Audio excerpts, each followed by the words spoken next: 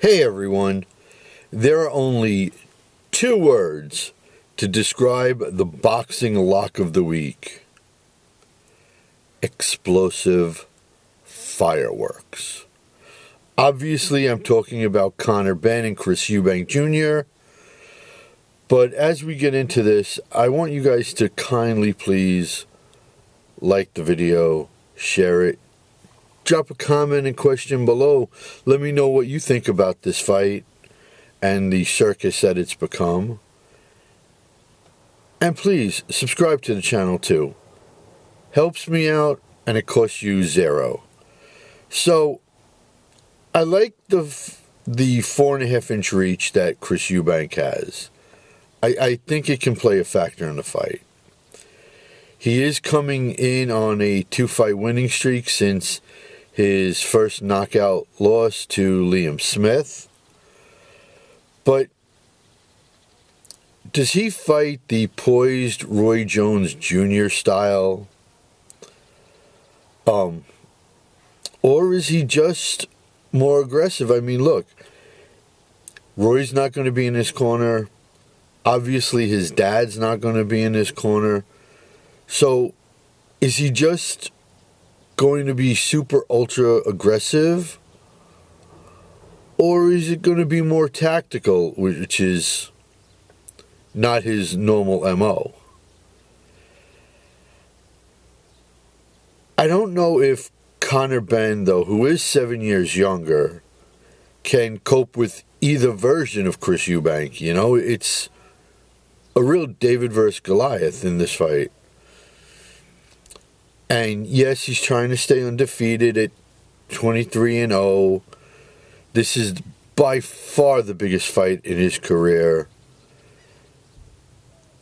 And he is explosive, but the fact of the matter is he's coming up 2 weight classes.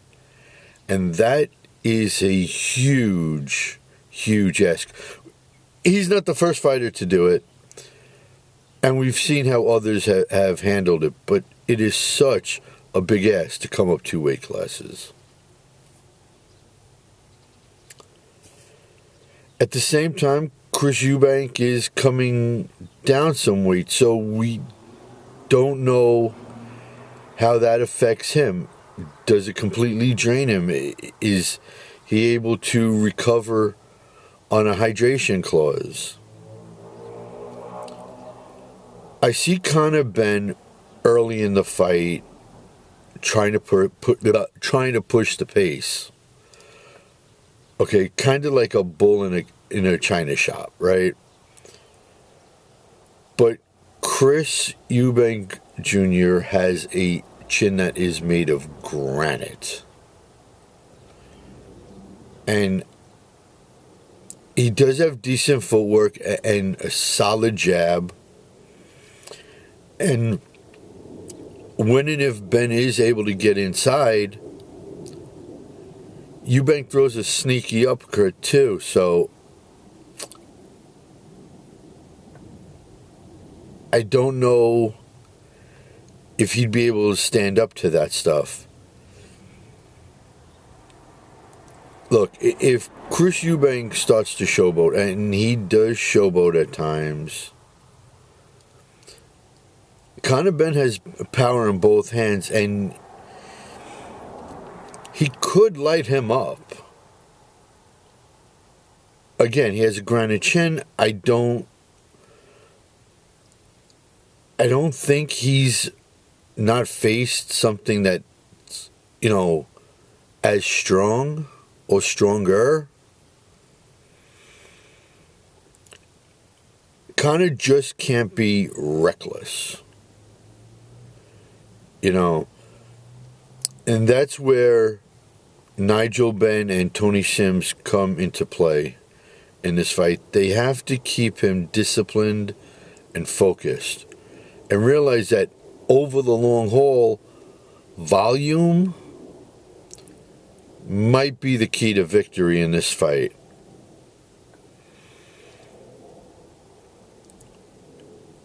You know,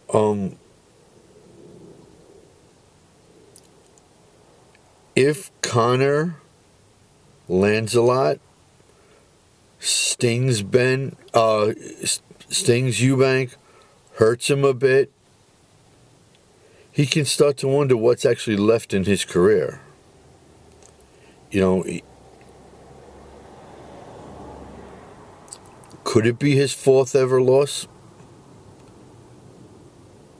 It's possible. Not likely, but it is possible. But if Eubank gets on a roll, despite how disciplined Ben is going to want to be, it's definitely going to mess him with Ben between his ears. Look, Conor Benn is a great young fighter. There's no two ways about it. And Eubank doesn't look his best against pure decent boxers. Like, if you want to stand and bang with him, he'll take you out. Pure boxers make him work. And they do give him trouble, so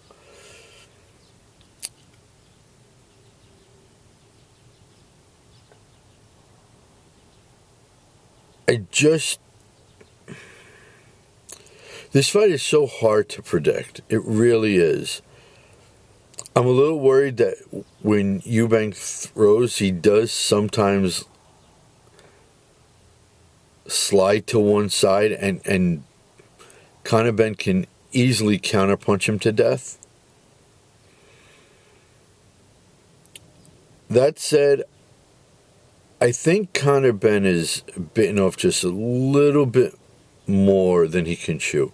Yeah, he's going to want to light Eubank up for smashing the egg in his face, you know, and embarrass him.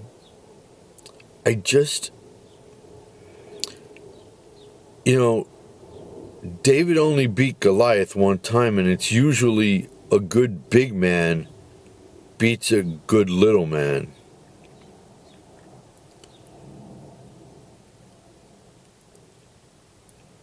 And I think Eubank's been hit harder than what Conor throws. I really do.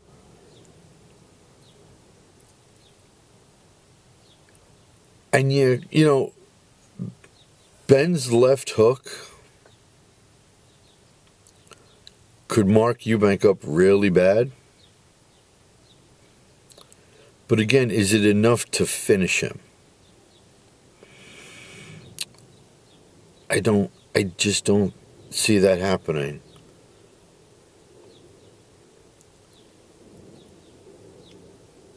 And I don't think that Ben can take everything that Eubank is going to throw at him.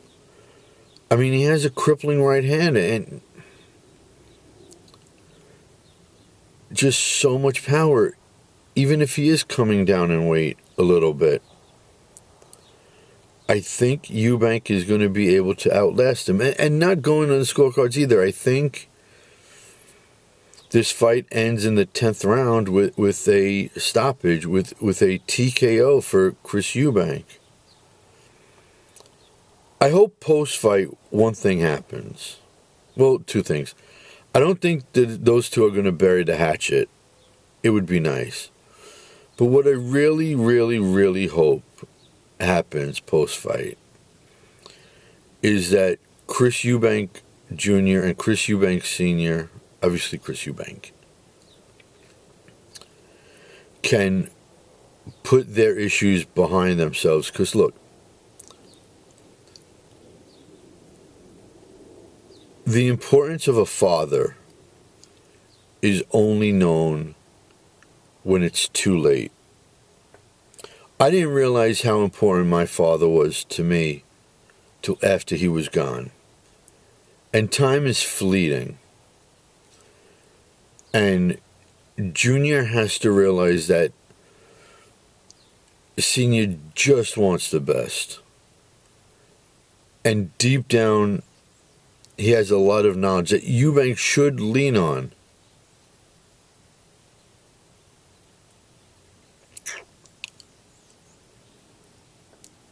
That's what I really... I mean, look, do I want to win this lock? Do I want to win this bet? Sure.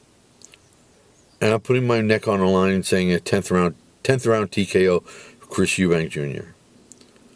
But I want to be more right that Junior and Senior patch everything up. A dad is just too important.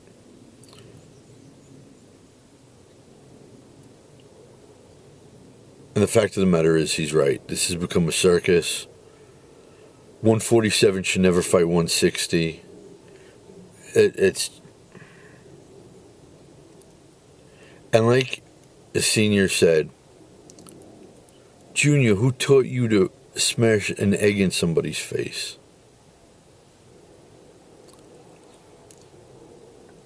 Junior has to patch things up with Senior. Anyways, guys, until the next video, please like this one, share it out, subscribe to the channel. Let me know what you think in the comments below.